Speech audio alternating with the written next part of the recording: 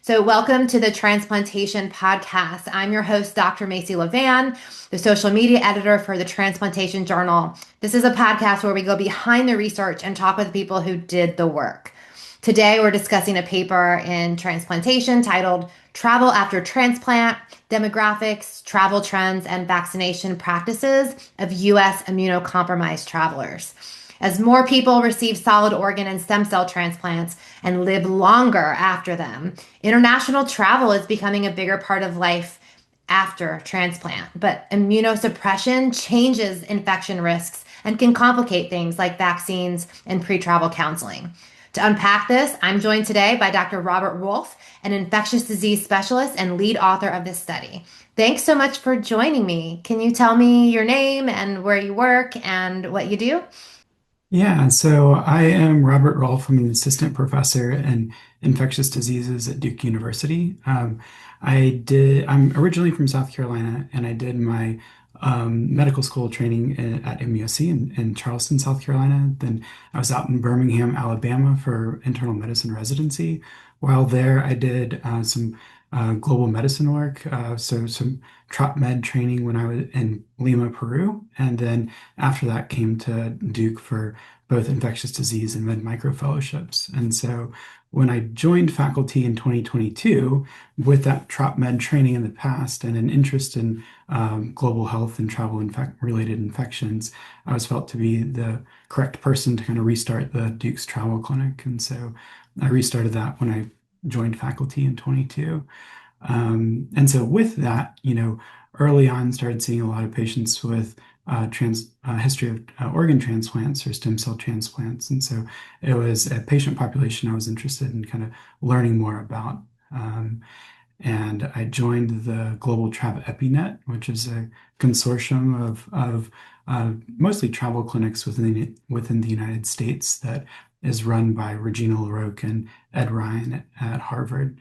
And so with that group was able to kind of learn from them and Camille Cotton as well on kind of the management of these patients and were able to kind of research kind of how these patients have been managed in travel clinics across the country. And so that's what sparked my interest and kind of where we started with this project.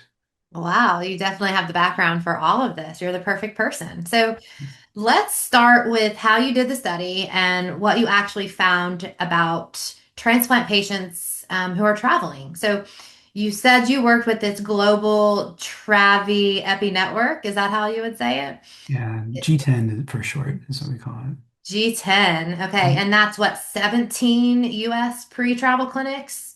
Right. So it's Okay. 17 different health systems in particular were what we used for this analysis because they were the ones that have been seeing patients with history of transplantation. And your study ranged 15 years, right? So from 2009 to 2023, you had data on 317 immunocompromised post-transplant travelers, Right. and you Yeah, compared them with over 3,000 matched controls without a transplant history, correct. right? And then you looked at where they traveled and what vaccines they received or did not receive at those clinics. Right. So that was kind of the primary interest was how vaccines were managed in this population, but also we wanted to see were there trends, like what type of travel were they doing, and then where were they going, what type of places were they staying as well. So, the G10 was set up originally by Doctors LaRocque and Ryan back probably in 2009 when they started collecting data. And so for patients seen within this network at their pre-travel visit, both the patient has pre-filled out a survey or questionnaire on what are they going to do during their trip and what's their medical history. And then that's reviewed during the clinic visit, and additional data is put in by the provider that sees them. So, what vaccines were given, and if there were vaccines that seemed like they were indicated based off the itinerary, that weren't given, why weren't these vaccines given? And so there were several different options for answers for those as well. And so we were able to look back at all the data that this network has had since the beginning. Wow. So can you back up for just a second and walk me Yes. through, and everyone in simple terms, Who counted as an immunocompromised post-transplant traveler in your study? So we were interested in two groups in particular. So anyone with a history of a solid organ transplant that was still on immunosuppression. So if someone had had a kidney transplant that had failed and were back on dialysis and no longer on immunosuppression, that person would not be in our cohort of interest for the study because we wouldn't still consider them immunocompromised. And so that was the solid organ side of things. From the stem cell transplant side, anyone within 2 years of their stem cell transplant, we still considered to be immunocompromised. So those were in the cohort, but then also anyone that was after or was further than 2 years out from their stem cell transplant, but still on a medicine that was considered immunocompromising. So those were the kind of two sets that we combined for this data in And particular. and what does a typical global pre-transplant, or I'm sorry, pre-travel clinic visit look like? So what does this look like? And and how are things like destination, the purpose of travel, and vaccine decisions captured? I think you mentioned it's on a form, but what does that visit look like? Yeah, so during a typical visit, at least what I do personally is first we'll review with the patient to what's their experience with travel been in the past. So are they from the United States or are they from somewhere else? And do they have a history of infections associated with travel as well? And then if they've been on malaria prophylaxis, what's their experience been with that before? And then getting some gauge on vaccine history as well. Then talking about their medical history. And so for patients with a history of transplantation, knowing if it's a solid organ transplant, what's the rejection history like? And so have they had issues with rejection? Or is this a very remote transplant that everything seems really stable? So two very different populations. And so some gauge on what how immunocompromised are they, and then how stable does that underlying immunocompromising condition seem to be. And so then after that, going through in detail with them, what vaccines have they had before? Ideally, they'd bring in prior vaccine records as well. In North Carolina, we're able to check like a vaccine registry. If someone's given a vaccine at a local CVS, we're able to pull that in as well. But that's different state to state, I believe. And then after reviewing that, talk specifically about their itinerary. And so go through what activities do they have planned, what's their purpose for travel, and then what countries are they going to, how long are they going. So I like to use maps a lot in my visits, and so kind of we'll plot through on a map with someone where they're planning to go during the trip, especially when looking at malaria endemic areas. And so kind of seeing what those maps look like during the visit itself and the yellow fever endemic areas.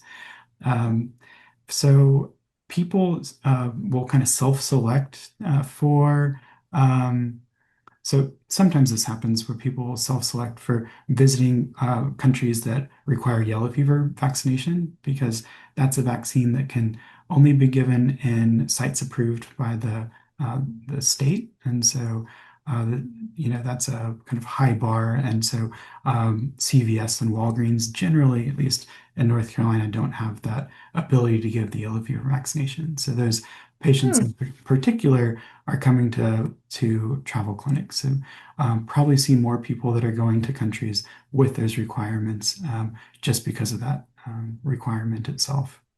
That is very interesting. I remember getting the yellow fever vaccine before my first trip to Brazil in Yeah, 2018. I think I got it at a Publix grocery store in the Richmond, Virginia suburbs. really interesting. Yeah, Yeah, interesting. Yeah, so it's state to state that where you can get it, huh?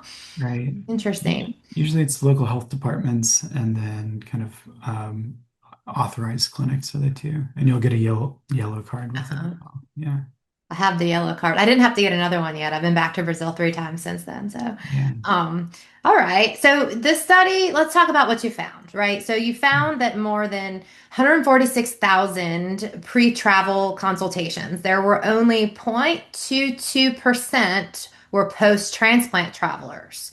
So it's a small but very important group. I think you found that the median age was 54 and 45% were women. So, compared with other travelers, they were more likely to travel to Central America, the Caribbean, and Europe, and less likely to go to Africa, South America, or Southeast Asia.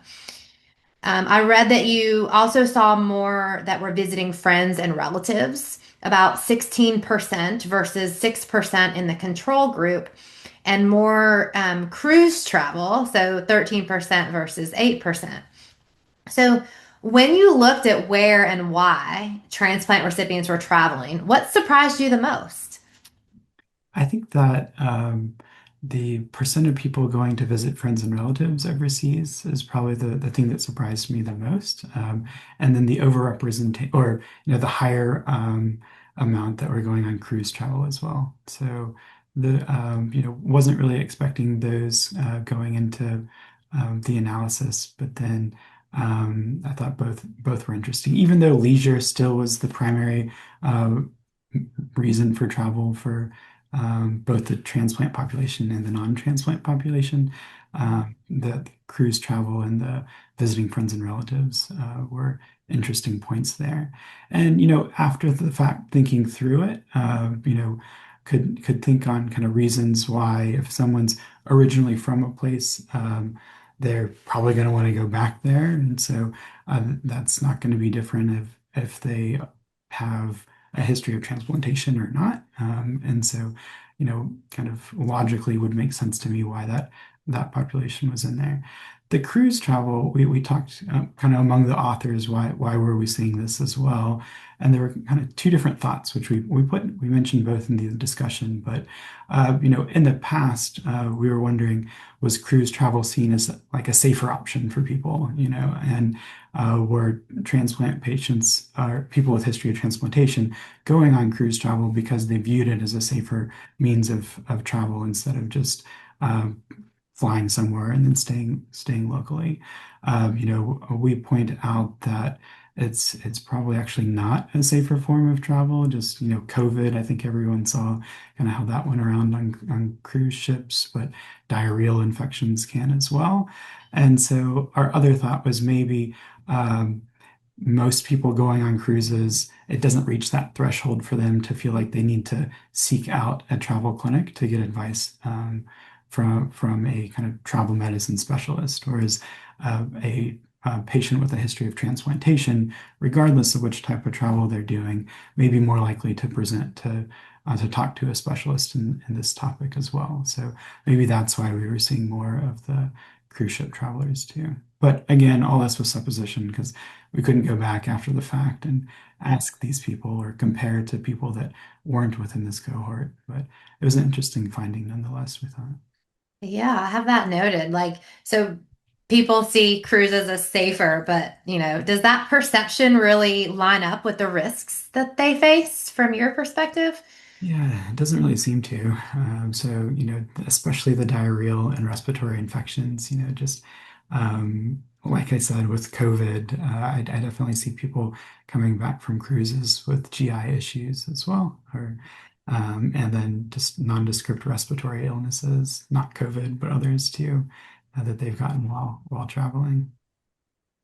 So, on the vaccine side, you looked at both routine vaccines and those travel specific vaccines, but no post transplant travelers in your cohort received the MMR vaccine. Is that correct? Correct. Yes. And only one received yellow fever vaccine, despite some itineraries that could involve exposure. Right. So that was one of the big things we were looking for in this study, because our post-transplant population that we were looking at in particular is all considered immunocompromised. These Mhm. live vaccines are actually contraindicated, and so like correctly, none of these patients seem to be getting vaccinated. But we were really looking to see were sites, either overlooking that history of prior transplantation or vaccinating despite this, just given patients' itineraries, and we didn't see that within the cohort. Typhoid vaccine, right, Yes, was actually used more often in the post-transplant group, while rabies pre-exposure vaccination was almost never used, and only one transplant traveler received it, even though inactivated vaccine. Can you tell me what that means? What's an inactivated vaccine? Yeah, so kind of the big categories here would be either live or non-live vaccines. So inactivated here, really just referring to any type of non-live vaccine. And for live, there's even a subset between replication competent and not replication competent. But really here, the big differentiation was just that live or not live. And so live vaccines are ones that theoretically someone could have a viremia associated with them. An immunocompetent host should be able to clear that viremia, although it still does carry risk. Like the yellow fever vaccine itself, there's a risk of about 3 in a million for travel for immunocompetent people under the age of 60 that they could get this side effect called a viscerotropic disease. So yellow fever associated vaccine associated viscerotropic disease. And what that is the person pretty much gets a syndrome that looks like yellow fever. So it can cause liver injury, liver failure, or even death as well. Again, that's rare in that 3 in a million range, but that is related to that viremia, where you worry that in someone that's immunocompromised, they're not going to have that immune system response or immune system that's capable of kind of controlling that attenuated or weakened strain of the virus itself. And so that risk may be higher in that group. And so, yeah, sorry. So, what do you think's driving like no one to get the rabies pre-exposure vaccine, or none of those post-transplant travelers have the MMR and only one got the yellow fever? Is it that, three and what did you say, a risk? Is it the Yeah. risk? Is it awareness? Is it cost? Is it timing or other competing priorities? So with rabies, I definitely think it's a cost issue. So only one would received vaccine, but I think there was somewhere around um, 20 maybe who had been offered vaccination. So 23 who declined vaccination, and then 12 who didn't get the rabies vaccine because they had insufficient time.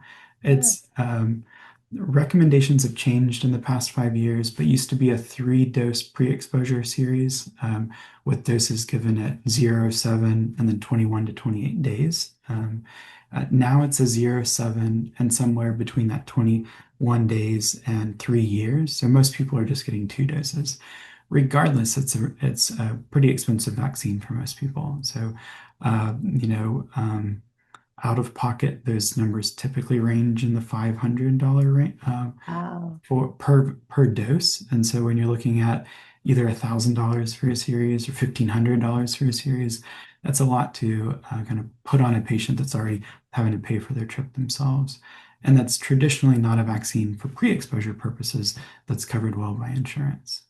interesting. Yeah. So let's talk about some clinical implications and the patient perspective. We just mentioned the cost of some of these vaccines, but you know, a lot of patients want to travel after transplant. They get a transplant, they receive the gift of life, and they want to live their life. And I'm sure that we want to encourage that. But one of your key messages for clinicians is that transplant teams and pre-travel clinics need to connect earlier and more deliberately, especially when live vaccines like MMR or varicella could be given before the transplant. Um, if you could change one thing about how transplant teams approach travel, what would that be? So I think it would be just routine, being more mindful about routinely asking questions around travel, future travel plans to patients, especially those that are from a another country or in a country that may be even endemic for yellow fever, because there's a lot of issues around documentation when traveling back to potentially their home country, and so really just identifying them early. And so hopefully things could be, vaccines could be given pre-transplant, because I really think that even if you identify someone after transplant and you're able to give them some of the inactivated vaccines, there's theoretically some risk that immune response is going to be blunted in that setting as well. So, even outside of the MMR, which I think is important for everyone to check, even if they're not traveling, knowing kind of yellow fever vaccination status, depending on future travel plans, would be important as well. So you mentioned the MMR, and in your study, only 84% of transplant travelers had that documented MMR immunity. So Right. given these rising measles, incidents that we're seeing and the fact that most of the US cases are linked to international travel, how worried should we be about this gap? Yeah. I think epidemiology of this is always changing.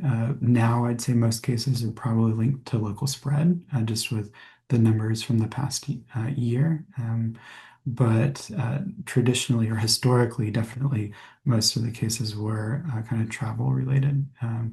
And so I do think most transplant groups do a very good job at documenting vaccination status for MMR beforehand. But I think that's an important one to talk through with patients too before a transplant, just to get their sense of are they willing and open to vaccination if they don't have that documentation as well? Because after transplant, things get a lot harder, and there's a risk, even for those not traveling, about measles infection now.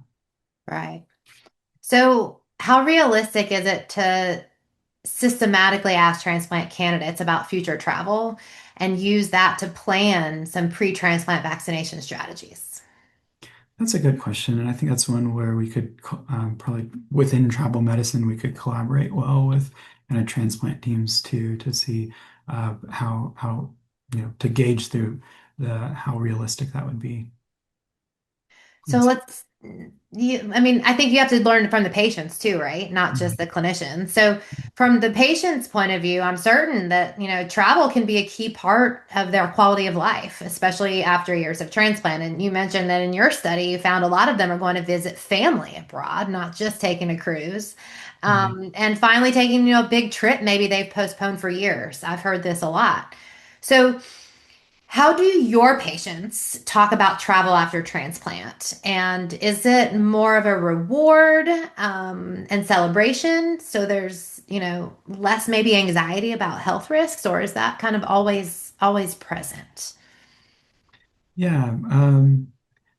I'd say from my personal perspective, I've seen a lot of people in clinic with the history of transplantation, and it's mixed. They understandably are very excited about being able to do to go on international travel after their transplantation. There's usually been a lot of talk with their transplant coordinators and their transplant team as well to make sure from a transplant standpoint that they're kind of ready to travel. But they, I think, are understandably and appropriately kind of risk averse and wanting to know what can they do to prevent infection during their trip. And so I think they approach it very logically and really want to have good guidance on what to do while traveling. Great. So if a transplant recipient is listening to this and Yeah. is thinking about visiting a family member overseas or even going on that cruise, what's the first step you'd want them to take? Yeah, I think first step probably would be to check in with their transplant team just to alert them to that wish and that desire to to travel in the future, and then even maybe suggesting to that transplant team that they may reach out to a travel clinic or ask about potential travel clinics where they could go to someone with that expertise in travel and the management of someone with an immunocompromising condition to be able to travel safely. So I also want to touch a little bit on some things your study couldn't capture with the data. And so Mm, that's more like what comes next.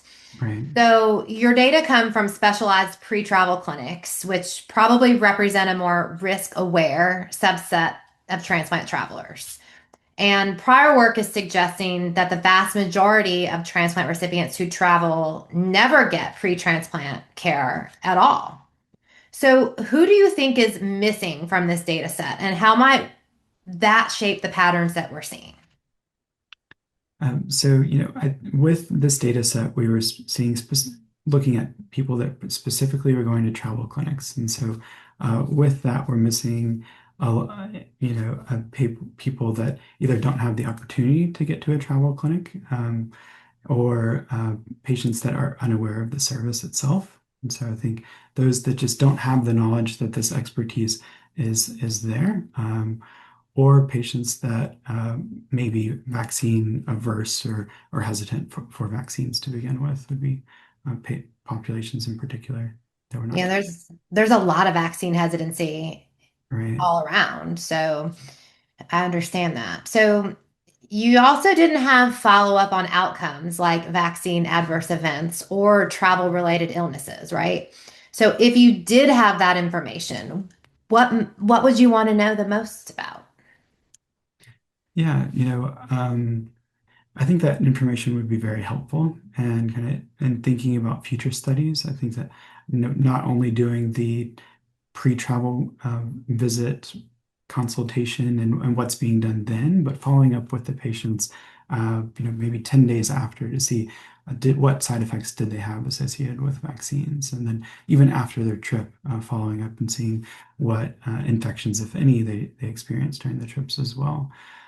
In addition to G10, I'm part of the GeoSentinel network, and so that's a network of health systems throughout the world that's really trying to leverage resources in kind of higher resource settings for the identification of emerging infectious diseases. And so, and that's the network where if patients come back sick from a trip, they're getting reported into that network.